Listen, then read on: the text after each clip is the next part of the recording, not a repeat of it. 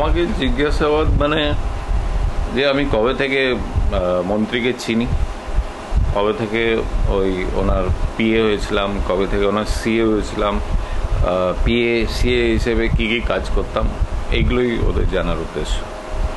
ওনার daily activity কী, এইসব। Diamond Harbour রোডে লক্ষ্মীনারায়ণ মন্দির যখন 1.5 ফুট মাটির নিচে ধসে গিয়েছিল, মন্দিরটা টলে গিয়েছিল, তখন সেই মন্দিরে ডোনেশন করার জন্য স্বামীজি মন্ত্রী মদন মিত্রকে ইনভাইট করে নেতাজি ইন্ডোর স্টেডিয়ামে। আর এই ডোনেশনটা দেন ওই সারদা কোম্পানির কর্ণধার সুদীপ্ত সেন। সেই অনুষ্ঠানে উনি গিয়েছিলেন, সেই অনুষ্ঠানে উনি বলেছিলেন বিন্দু থেকে সিন্ধু। সেটা নিয়ে একটা বিশাল ইস্যু হয়ে গেছে। মদন মিত্র বিষ্ণুপুর ব্লক 2 এর বিধায়ক ছিল, তো ওদের ওখানে একটা ওই সারদা গার্ডেন বলে ওর সামনে বিষ্ণুপুর ব্লক 1-এ ছিল। বিষ্ণুপুরের এমএলএ ছিল তখন দিলীপ মণ্ডল ছিল, আর সিপিএমেরও একজন প্রাক্তন এমএলএ ছিল। ওরা ওখানে বিশ্বকর্মা পুজো হচ্ছিল সারদা ওই গার্ডেনের মধ্যে। ওই লোকাল রেসিডেন্টস যারা আছে, রেসিডেন্টরা, ওরা বাসিন্দারা করছিল।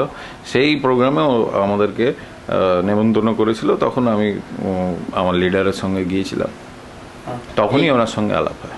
একদিকে একটা মন্দিরে সাহায্য করার জন্য আমরা উঠে পড়ে লেগেছিলাম যে এই মন্দিরটা হেলে যাচ্ছে, খুব সুন্দর মন্দির তৈরি হয়েছে, লক্ষ্মীনারায়ণ মন্দির।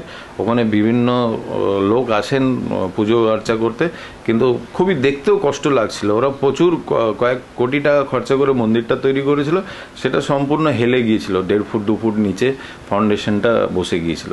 সেই ফাউন্ডেশনটাকে আবার ঠিক করার জন্য, রিকনস্ট্রাক্ট করার জন্য এই ফান্ডিংটা উনি করেছিলেন। সেই কারণে, আর পলিটিক্যাল লোক তো যখনই যেখানে মানুষের ভিড় হয় তখনই তারা ইন্সপায়ার্ড হয়। তারা দু একটা কথা বলেছে যে একটা ভালো কাজ হচ্ছে, একটা মন্দিরের জন্য একজন এত টাকা দিচ্ছে, এই কারণেই বলেছে।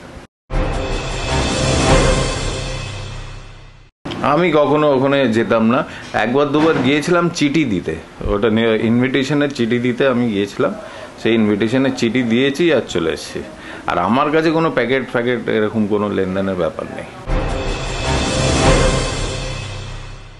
আমাকে স্কেপগোট করাচ্ছে, বলির পাঁঠা করাচ্ছে, যে আমাকে চাপ দিয়ে যদি কোনো মানে আমাকে ভয় দেখিয়ে করে যদি কিছু বলেই নেওয়া যায়।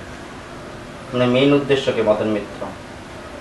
হ্যাঁ, আমার ব্যাপারেও ওনারা এই ব্যাপারেও জিজ্ঞেস করছেন। মদন মিত্র যেহেতু আমি আত্মসহায়ক ছিলাম, ওই জন্য ওনার ব্যাপারেই আমাকে বারবার জিজ্ঞেস করছেন।